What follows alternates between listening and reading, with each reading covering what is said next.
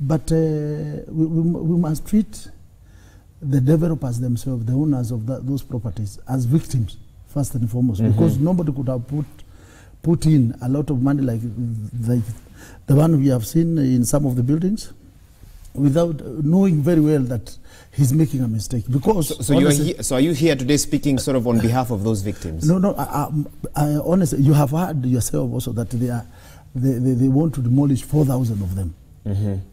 You can imagine 4,000 houses, how many people are supposed to suffer.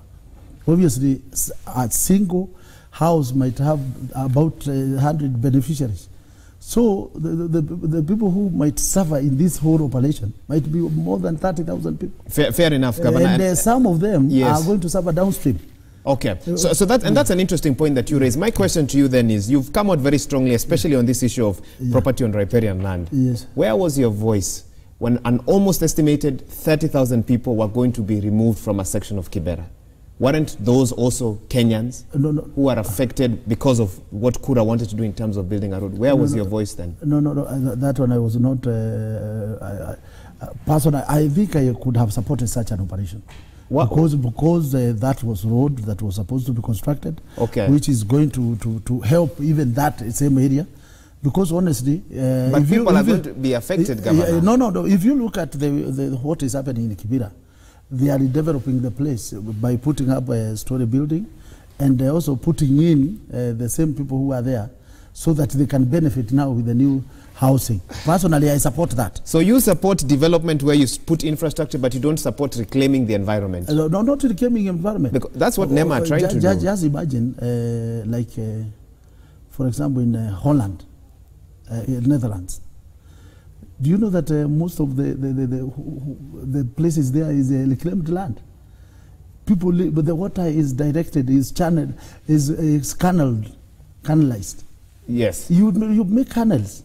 That it is possible. Even here, honestly, we are supposed to build an embankment wall, so that you put a canal sort of, so that the river can follow the canal. But you don't need to go to that extent of demolishing, because 4,000 people affecting 30,000 residents who are just innocent Kenyans, honestly speaking, and there is an alternative. According to me, that one is. So there was no alternative for the 30,000 in Kibera? No, that is a road. What's the difference? Is what I'm trying to understand. That same road is supposed to serve them. But nobody stopped these people when they were constructing on that place. Which is the same case for the rivers. And you've said we didn't know, when people were building on riparian. What's the difference? I thought you'd be defending those in Kibera in the same measure you see, as you're defending this group now. But honestly, the river has been there. The building has also been there, isn't it? And there is no problem. They can coexist. Only that you can push it, the river course a bit. And according to me, honestly, that is not something that has not happened before. Look at the city of Bombay. The new city of Bombay has been reclaimed from the sea. 2,000 acres have been reclaimed from the sea. And that is the new way. So buildings and water is not a big deal when they are near each other. So according to me, we must be realistic, and we must be realistic and practical, and also mind about the welfare of others. Because 4,000 Kenyans, innocent Kenyans, who are just a victim of corrupt officers, honestly, they should not suffer. Fair enough. What we should have taken, the step we should have taken first, is first form a committee. A committee that will involve the property owners, first and foremost, some of our even engineers, some representing our business community. Because in these houses, there are so many business people there who are earning their living from there.